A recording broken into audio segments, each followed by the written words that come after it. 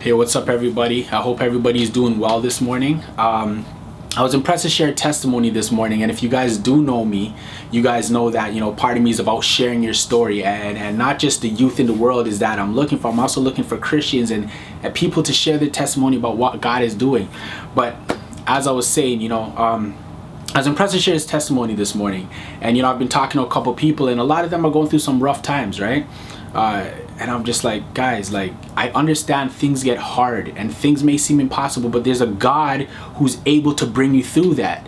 And that's what we have to acknowledge. And I'm just going to share a quick testimony. Back in the days, like, as most of you or some of you may know, I wasn't always where I am today, right? So I was in court for 2 years of my life, 2 years of my life. And I remember just through that whole process was discouraging. But towards the end, I remember my cousin invited me to church because I needed to do community service hours.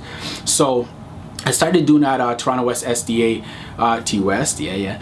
But there I was able to find Christ, So at the time I was selling drugs, right? So I remember going home one day and I'm just like, Lord, you got me out of the court.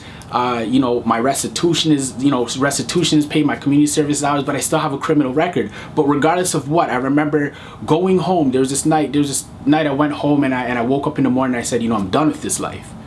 So you got to tell the truth and shame the devil sometimes. So I remember getting all my drugs and I emptied it down the sewer. I threw everything out, right?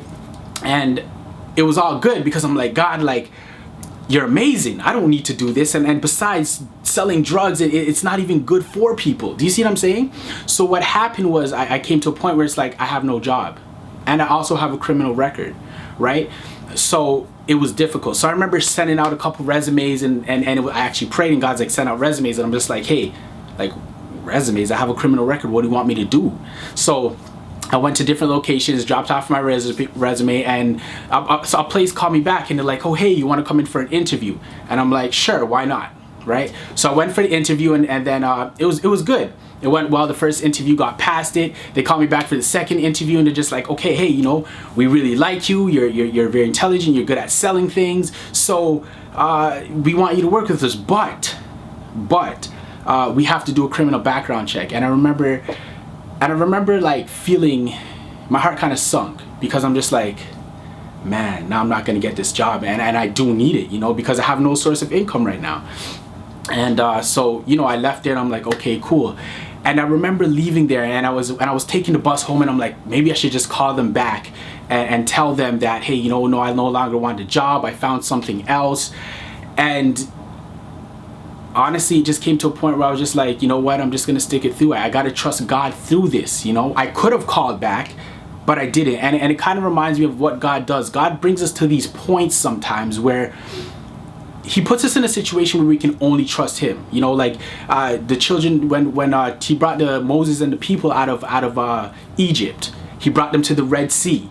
Pharaoh's armies behind them. And it's like, you still have a choice to make your own decision, God will also put you in a position where it's like, I'm going to show you I am God, that only I can do certain things, right? And the glory will belong to him. So anyways, moving on, I ended up getting home and then I got a call back and they're just like, oh, hey, can you come in? And I'm just like, no, man, what are they calling me in for? Like, do they have to call me in? Like, can't you just tell me over the phone? So anyways, I ended up going in, right? And they're like, hey, we're able to do the criminal background check and everything is clean. And I'm just like, whew, everything's clean. I have no record. And they're just like, in my mind, obviously, I didn't say that to them but they're just like, yeah, so we want you to start as early as next week. Can you do it? I'm just like, you can start today if you want me to. Like, I need a job.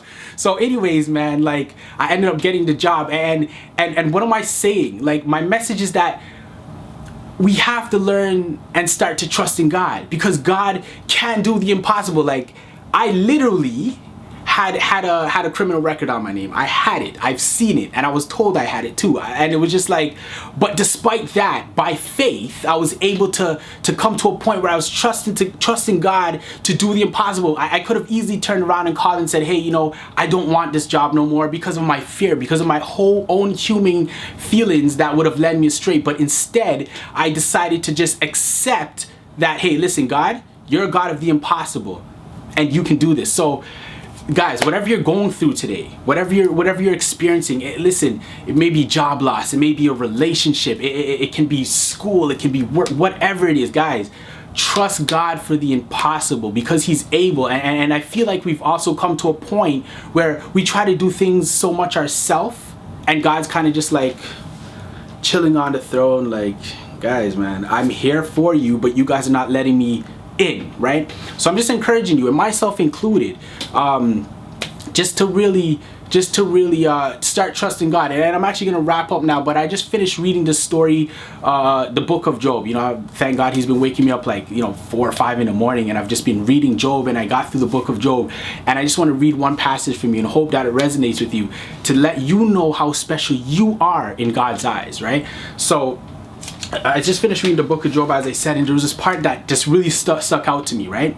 So it was a whole part where Job was like, challenging him, and God came back, and he said, "Who hath divided a watercourse for the overflowing waters, or a way for the lightning and thunder, to cause it to rain on the earth where no man is, on the wilderness wherein is no man, and satisfy the desolate and waste ground, to cause the bud of tender herb to spring forth."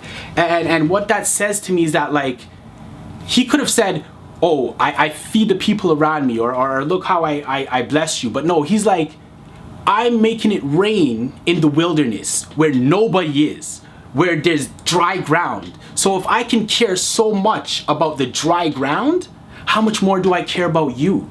So listen, I just want to encourage you that, listen, God has your back. He's looking out for you. So keep encouraged and don't let go. Blessings and love, you guys.